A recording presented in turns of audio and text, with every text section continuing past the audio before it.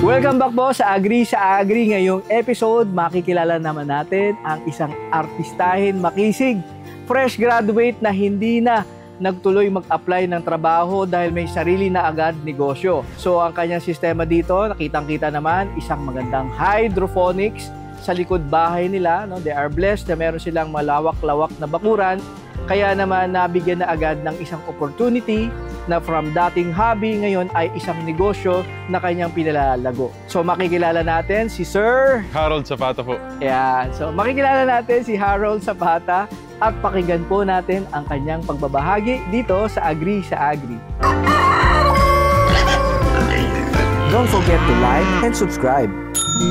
Ako po si John Harold Bauro Zapata, 24 years old, mula sa San Fernando, Pampanga. Nandito po tayo sa Plant Habitat Hydroponics Park na located sa Sitio Pirsa, Barangay Pandaras, City of San Fernando, Pampanga. Nagtatanim tayo ng mga high-value crops tulad ng lettuce, iba't ibang variety, merong romaines, ito Lolio Bionda, through hydroponics method, siyempre. Ano pa yung mga pwedeng itanim sa hydroponics? Like yung mga herbs?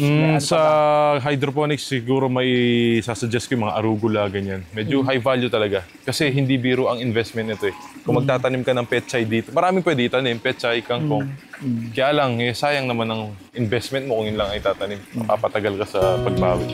Ang pinagkaiba nito sa traditional farming is sa hydroponics is modern farming na. Hydroponics kasi hydro means water, ponics comes from Latin word ponos which means working. Ibig sabihin, tubig na ang nagpapagana. So wala na tayong mano-manong dilig, wala nang mano-manong i-spray dito. May pump tayo sa dulo, may reservoir doon, yun lang ang rinirefillan natin. Then siya na ang bahalang mag-pump. May time yan. Magpa-pump siya ng nutrient at tubig para sa hydration at pagkain ng halaman. So yun ang pinagkaiba niya. At the same time, nasisave natin yung time natin, siyempre.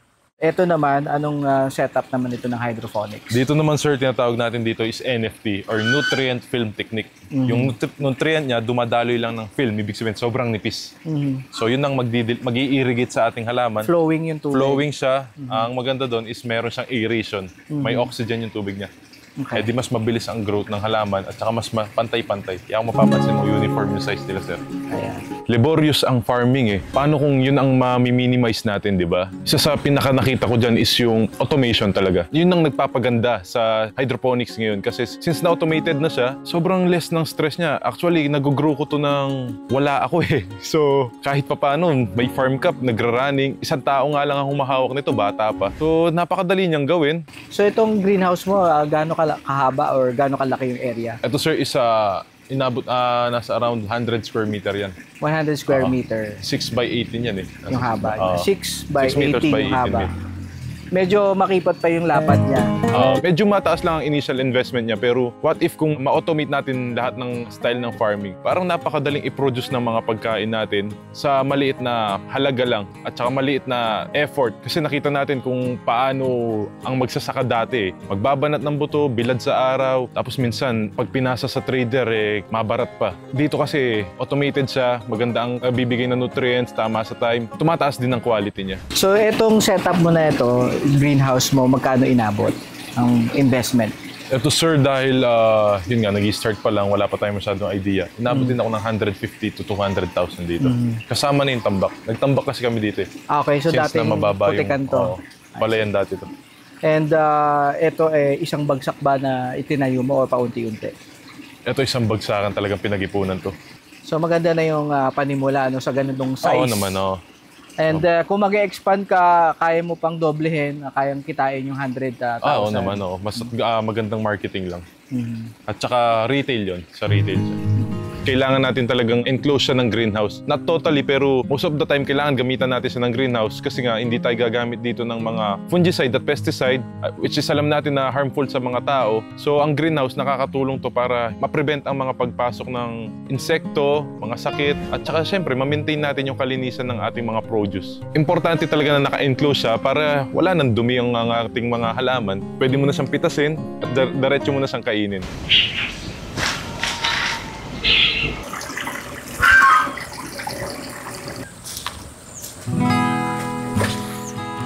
Nabibenta natin to 25 to 35 pesos depende sa panahon. So depende rin sa market niya. Pag nasa mall tayo, 35 to 40 pesos. Pag medyo mababa ang demand, 35 to 40 pesos pa rin. Pag medyo marami-rami or farm gate naman, nabibigay natin ng 25 pesos. So mababa lang naman ang cost niya para ma-produce ang isang produkto as 500% din kasi ang markup niya. So yung ganitong kalawak na area, magkano yung nagiging monthly income mo dito?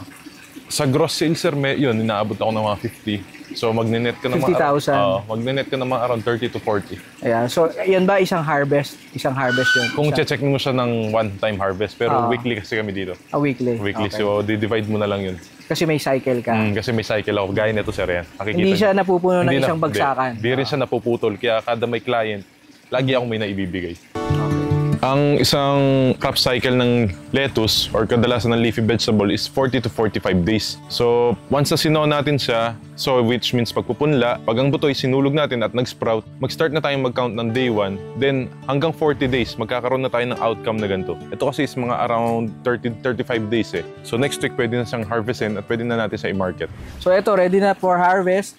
Medyo nabawasan na, bungi na yung kanilang dahil nagbebenta na kami. nakakapagbenta Yun na. ang style namin na once na medyo pwede na siya, size naman kahit wala pa sa tamang age, binibenta na kasi meron pa kaming palugid.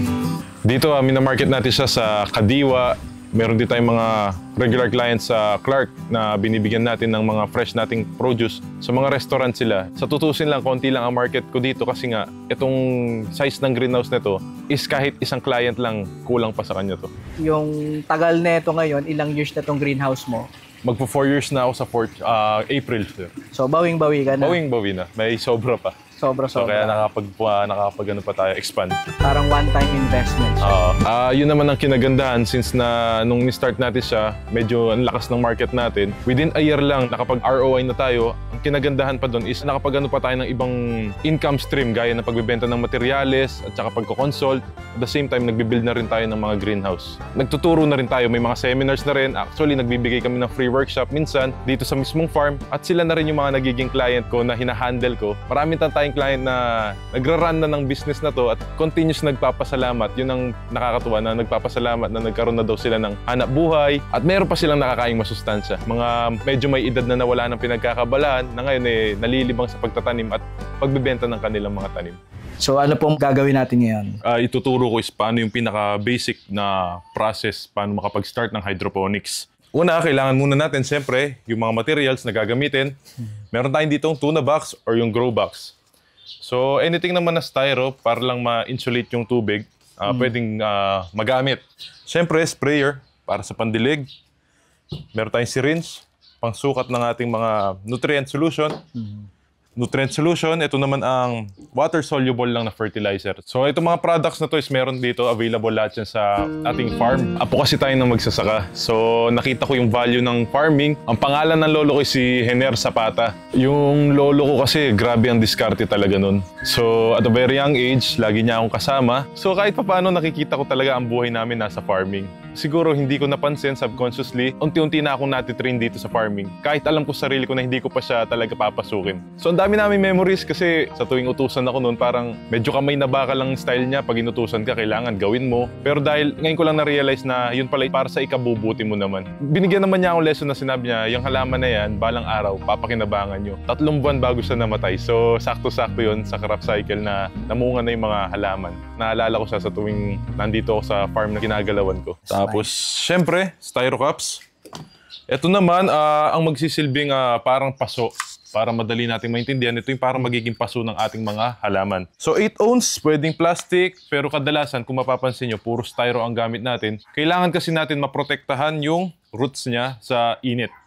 Siyempre, soilless cultivation of plants, wala nang lupa. Ano ang gagamitin nating lupa? Ito talagang ginagamit na medium sa hydroponics. Coco peat. Coco peat. Bakit gamit na gamit ang coco peat sa hydroponics? Ito kasi yung maganda yung water holding capacity niya. So yung porosity niya ang ganda. Kaya niyang i-hold ng matagal yung Tubig. Yung moisture. Yung moisture nandun palagi. Tsaka at the same time, buhaghag siya. Napakaganda niya sa ugat. Seedling tray ito, sir. Meron tayong seedling tray dito, 128 holes. So yung iba gumagamit lang ng container. Pwedeng ganito. So sa sistema namin ngayon, gumagamit na lang kami ng seedling tray. Mas mabilis namin siyang Ito seeds, medyo maliit. Raw seeds siya, ibig sabihin, wala siyang kinote. So hindi pa siya pelleted. Napakaliit pa nito. May mga available naman tayo sa mga agri-supply, Shopee. At syempre, meron din tayo sa ating farm. Since na magsasaka siya tapos medyo hindi siya modernized na farmer, parang hindi siya natutuwa dun sa hanap buhay pero ayaw niya nang ipasa sa kanyang mga angkan. So hinabilinan niya ako na wag na akong magsaka. Kaya lang, since na nauuso na ang social media, parang nakita ko na itong ginagawa ng lolo ko is valuable eh. So kailangan lang natin bigyan ng konting twist yung ginagawa niya. Blessing in disguise, nagka-pandemic, may napanood akong video about sa hydroponics farming na ginagawa lang dito sa Pilipinas. Kahit papaano, dahil nga sabi ko, apo ako ng farmer, may background akong konti sa farming. Kaya madali ko siyang natutunan. At the same time, nasa Pampanga ako, ang dami kasing mga samgyupsalan dito or gumagamit sila ng lettuce. Kaya nakitaan ko siya ng potential. At yun, nag-start ako sa maliit na halaga lang and eventually nag-grows. Blessing in disguise talaga yung pandemic eh. So to start po, una kailangan natin ng coco peat. Okay. So prepare muna tayo sa sowing method. So sa sowing method, ibig sabihin is magpupunla tayo. Dito is binababad namin siya sa hydrogen peroxide. 10 ml lang every liter of water. Okay. Then babad nyo lang ng overnight. To kasi sterilized na to. Kailangan natin lagyan tong seedling tray. Okay, lagyan na natin yan. So yung iba binibistay pa. Dito sa amin na hindi na kasi napansin ko na yung quarries nakakatulong din sa aeration ng ating mga roots. So assuming na puno na natin ng seedling tray, kunin lang natin itong seeds natin. Make sure lang natin itong seeds natin is pag nabili natin, huwag natin nahayaan na mabilad, nakabukas. Mas maganda i-ref natin. Ilagay natin sa chiller. Medyo maliit, medyo matrabaho. Ang diskarte lang dito, lagay lang tayo ng 1 to 3 seeds per hole ng seedling tray. Bakit 3 or 2? Kasi para pag hindi nag-sprout ang isa, meron tayong reserba. So kung mag-sprout naman siya, ihiwalay lang natin or pag medyo malaki-laki na, putulin na lang natin yung mga iba. Para siyempre, hindi mag-aagawan ng nutrients. At saka yung space niya mas maganda. So dahil sa kahiligan ko din maghanap ng source of income, na-enjoy ko yung process niya, paano yung transaction, humanap ng produkto, ibenta, patungan ng konti at kumita. So sa ganung style, natututo na pala ako paano kumita. Yung maliit na naipon, yun ang naipuhunan ko. Actually, 1,000 lang yun eh. 1,000 pesos. Hindi naman 1,000 lang ang pera, pero 1,000 lang ang pinuhunan ko. Yung 1,000 lang ang kaya kong bitawan, takot pa ako baka wala nang bumalik. So bago ko na-start ang hydroponics, naghanap lang ako ng mga libreng resources gaya ng styrobox. Kasi sa palengke pinamimigay nun yun eh. Lalo na nung hindi pa uso ang hydroponics. Akala nila basura lang yun. So nag-start ako sa 10. Sabi ko nga, may konting background sa farming. Bumili lang ng solution, around 250 pesos nun. And seeds, coco peat. Tapos yun na, yung plastic na ginamit, recycled pa yung pinagsasapinan lang ng pagkain ng itik. So naitawid, kahit pa paano nakapag-produce, naibenta, kumita ng 700. Tapos doon na pumasok yung idea na ito yung business na pwede kong gawin monthly. Kaya medyo doon na ako lumipat at nag-focus. Parang naisip ko na hindi lang naman ako yung walang puhunan. Baka may taong wala din puhunan na gusto mag-start. So binibenta ko rin siya ngayon. So yung natipon ko doon, yun ang pinampagawa ko ng kawayan na greenhouse sa harapan. Na ngayon ay pinasira ko na kasi pinabakal na natin yun. So once na kunwari nalagyan na natin lahat yan, sprayan lang natin ng tubig. So tubig lang to. Pwedeng nawasa, pwedeng deep well. Maintain lang natin na may moisture siya. Okay. Pag kasi nasobra natin yan sa lubog, ang tendency is tatagal yung pag-sprout niya. So etong seeds na to is cover lang natin. Ang ginagawa namin, tinatakpan namin ng plastic. So parang incubation period siya. Okay. So ito yung result niya after 2 days. Yan. Yan 2 to 3 days, ganito ang itsura niya. So itong seeds na to, ang gagawin natin, ang pandidilig na lang natin nun is yung may nutrient solution. So hindi na kasi mabubuhay yan pag wala na siyang sustansyang nakukuha. So tinatanong, soilless cultivation of plants. Hindi po kasi purong tubig yun. So paano naman ang timpla niyan? So meron tayong solution na ginagamit din sa pang-hydro. 1:1 din. Ito is 2 ml every 1 liter. Pero itong dalawa na to, laging partner yan. Ito naman yung calcium. Nag-take talaga ako ng business administration kasi sa totoo lang, yun ang pinaka-maiksi na course. So dati pa gusto ko na talagang magnegosyo. And may matutunan din na knowledge. Kasi plano ko talaga is mag-business. At gagawa ko siguro talaga ng mga way para lang masustentuhan mo yung gusto mo at pangarap mo sa buhay. So ngayon po kasi graduated na ako ng marketing management at 24 years old na ako. Sa loob ng 3 years nakita ko naman na paano niya ako na susustentuhan nitong mismong negosyo na to. Sapat naman at actually pati pamilya nasasama. So gamit tayo ng syringe para hindi mapasobra. 2 ml lang every liter. So since na konti lang naman to, halos wala naman 1 liter, lagay na tayo mga 1 ml. Then wag natin pagsasabayin agad. Konting shake lang. Banlawan. Yan. Then i-next natin tong solution B. Ang advice ko lang dito is wag niyong i-direct na or kung pwede kayong gumamit ng 2 syringe. para hindi magkaroon ng chemical reaction o yung tinatawag nating salting. Once kasi na nagsabay yan, nagdikit, magkakaroon ng chemical reaction, mag-aasin, mawawalan ng bisa yung ating nutrient solution. Ito na yung magiging pagkain at inumin ng ating mga punla. So, sa mga nagtatanong, marami nagtatanong nito na, Sir, purong tubig lang ba yun? Hindi po, meron pa rin siyang fertilizer. So, fertilizer lang siya, water soluble lang. Spray tayo every morning. So ilang days yan? Every day? Every morning, sir, mag-spray tayo. Then, ang ginagawa namin, pag medyo malaki-laki na siya, is nagbo-bottom watering tayo. Kaya yung bottom watering is naglalagay lang tayo ng tray sa ilalim, then doon na natin dinalagay itong solution. So, ipapatong na siya. Hindi na siya manggagaling sa taas. So, by capillary action, dito na natin linalagay, na hinihintay na natin umakyat yung tubig kasi para na mambulak to. Maganda yung pag-absorb niya. So, hihintayin lang natin siya maging 15 days. At pwede natin i-transplant. Isa sa pinaka-importante sa business is yung marketing kasi dito mo makuhook yung mga clients eh. So the more na maraming clients, iba-ibang value ang ibibigay nila sa produkto mo. So pipili ka ngayon kung ano ang pinaka-best na pagbabagsakan ng produkto mo. So wag lang tayo mag-limit sa isa kasi kung hihintay lang tayo na sila ang darating, choice din nila kung anong presyo nila kukunin. Pero kung ikaw ang magpro-promote, ikaw ang mag-endorse ng produkto mo, bigyan mo silang knowledge about sa ginagawa mo at saka kung ano ang meron dyan, baka mas mapataas mo ang value niya. Yan. So ganito na itsura ng laki ng 15 days. Yan. Transplanted na siya. So once na na-transplant natin siya, syempre, isa sa pinaka-masarap na gawin at saka pinaka-madali is yung ililipat mo na siya sa grow box. Kasi wala na siya masyadong trabaho. Puro pagbantay na lang. So sa grow box, ang preparation lang naman is kumbaga mas maraming volume lang ng water nutrient. Ang water nutrient is yung kaninang in-explain po natin na sa every 1 liter, may tig to 2 ml na solution A at solution B. So assuming na ito is meron siyang 30 liters or 35 liters, maglalagay tayo ng 70 ml nito and 70 ml din ito. Alright. So, hindi na natin pupunuin para di na siya masyadong mabigat. Assuming 35 liters of water to, maglalagay tayo ng around 75 ml. So 20 ml lang isa. Ganyan karami. 20 pa lang po to.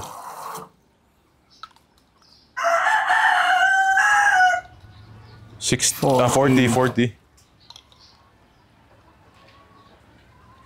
And 60. And 15. And 75. Alright. So meron na tayo dito. Gagawin lang natin, haluin lang ng konti para kumalat lang muna. Kasi nandun din yung ano niya eh, absorption ng nutrient. Pag nakuha mo yung tamang pH, maganda din ang absorption niya. So ibig sabihin kahit na walang sukat-sukat pa ng mga pH, magsasucess pa rin? Oo, basta sundan nyo lang yung instruction. For the ano lang naman to eh, para lang for the sake na makapag-start kayo, mas okay nang maumpisahan nyo yung meron kaysa sa mas inalam nyo lahat ng idea pero hindi na masyadong maintindihan. Kulang pa. So same din nung 75 din. Tapos hahaluin lang natin, stir natin ng konti. Then once na ready na yan, ililipat na natin tong box. Itong demonstration na to is pwede siya dapat sa greenhouse. Dati nakakatuwa yung journey natin dito kasi nag-start tayo from hobby, then naging backyard siya, then naging commercial. Tapos ngayon, dahil nagkaroon tayo ng mga connection, mga kaibigan, and nakikita ko ang purpose ko is para makapagturo. Itong farm ngayon is nagda-diversify na into a learning site. Hopefully this year makakuha tayo ng lisensya. Mas gusto natin yung meron tayo eligibility na makapagturo, na maging training area to ng mga taong gustong magtuto. Kasi alam naman natin na ang agricultural land ngayon is nako-convert na into commercial kadalasan. So pabawas ng pabawas yung lupa natin and ito talaga ang future ng farming natin. Paangatin ang industriya ng farming, mga farmers, kasi nakita ko gaano kahirap ang dinanas ng lolo ko. Yung tipong magbibilad, yung sipag, parang hindi nagmamatch sa bayad ng trader eh. Sana mabigyan ng tamang value ang farmers tulad ng pag-harvest sila. mabayaran ng tama. Since na mga farmer sila, wala silang choice dahil yung halaman tumatanda, dapat ma-dispose. Iniipit sila. So, ang pinaka-kumikita is yung middleman, which is kailangan naman talaga sa chain yun. Kaya lang sana, yun nga, mabalanse. Kung kita naman na, sana maibigay. Kasi sir, ang farming ang magpapaasenso sa bansa talaga. Yun talaga ang nakikita ko kasi napakaganda talaga ng potential nito. Ito ang nagpapakain sa atin, nagpapakain sa ibang bansa, ibang mundo. Kung nabigyan sila ng halaga, hindi lang ang farmer, pati ang mga mahihirap. So yun lang, gusto ko kasi talaga is makatulong, maka-inspired pa sa mga tao. So ilalagay lang natin itong mga na-transplant natin. 15 days. Meron tayong mga 15-day-old na similya, seedlings. Then ito yung pagkasunod-sunod nilang size. Alright. So ganyan ang hihintayin mo. Ang pinakamagandang trabaho dito is yung wala ka nang gagawin. Bantayan mo na lang yung box kung nabutas ba o naubos. Kadalasan naman is hindi naman nauubos ang tubig na ito eh. Dahil designed na tong 15 holes para sa tamang-tama. So ito na yung For harvest, yes. For harvest na ganyan ang itsura niya. Ito sir, mga 5 days pa para i-harvest. Pero okay na siya. Yan yung pinaka parang masarap na quality niya kasi medyo malambot-lambot pa po. So yan ang itsura niya pagkasunod-sunod. So napakadali. Once na transplant, maghihintay lang. Bantayan lang kung may insekto, yung timpla ng init. Parang sa manok lang yan sir, yung pag nagpipirito tayo. Pag medyo malakas ang apoy, masusunog sa labas, hilaw sa loob. So ito yung 15 days na pag-transplant mo. Tapos ilang days na to? Ito sir, mga after 2 weeks niya. 15 days after transplant naman. So 30 days. 30 isang days, buwan. mga ganun. Tapos ito is 40 days sir. So yun lang, napakadali. So simpleng-simple, walang pH na ginamit, walang sukat. So kahit pa paano magiging successful naman ang project. Payo ko naman sa mga kabataan ngayon, kung sana mga gustong mag-start mag-business pero may takot. Kung bata ka pa ngayon, lakasan mo lang loob mo kasi wala namang mawawala. Hanggang ngayon nga ako is 24 pero may anak na. Sinasabi ko rin na eto naman is lahat wala naman talaga dati. So yun lang ang nagiging lakas ng loob ko para sumugal lang na sumugal kasi sanay naman talaga akong wala. So yun lang, siguro lakas ng loob at importante is may takot ka sa Diyos, gagawa ka ng tama kasi hindi mo alam sino ang mga makakarap mong kliyente. Minsan hindi naman ang ginagawa mo ang importante, kung anong attitude ang meron ka. So maging mabuti ka lang, sigurado naman pag i-bless ni Lord yan, bawat galaw maging malinis. Huwag kang gagawa ng kalokohan sa business mo. As long na yan is may dangal, ginagawang may dangal, walang imposible dyan, sigurado talaga at mag-grow yan. As a businessman naman, kinakatakutan natin is yung mag-crash yung business, bankrupt ka, masara. Sa ngayon kasi parang natutunan ko na i-release lahat ng takot ko. Kasi naniniwala ako ngayon na sa lahat ng pintong magsasara is may bintanang magbubukas. So yun lang lagi natin iisipin kasi di ka naman mamamatay kung mababagsak tong business mo. Ikaw pa rin naman yan. So yun lang kasi mahalaga yung mindset eh. Kung paano ang mindset mo, ganun mo din tignan ang isang bagay or ang buhay.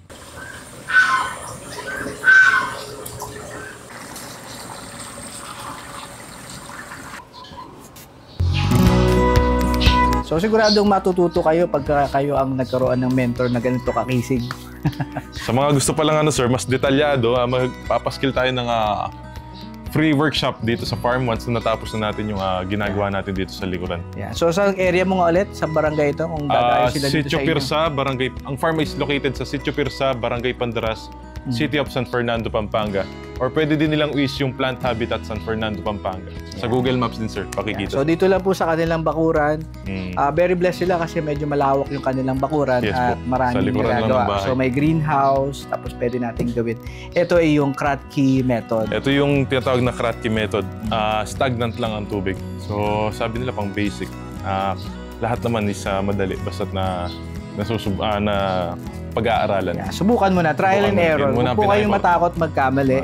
Kasi yung pagkakamali na yun yung lesson na yun. Pwede silang mag-message sila sir kung may mga mali sila. Available ang page natin. Nagre-reply naman tayo dyan. Kung may mga konting questions kayo, may time naman. So willing naman tayo tumulong. Sa mga din sir, interested nang mag-start at saka materials, pwede nila akong i-PM doon sa page ko na Plant Habitat nga. Yeah. So nandiyan po sa description yung kanyang contact details. So maraming salamat po, Mr. Mentor na Makisig. Maraming salamat. Artistahin pa. Agree ka ba sa Agree? Agree sa Agree. Approve. Don't forget to like and subscribe.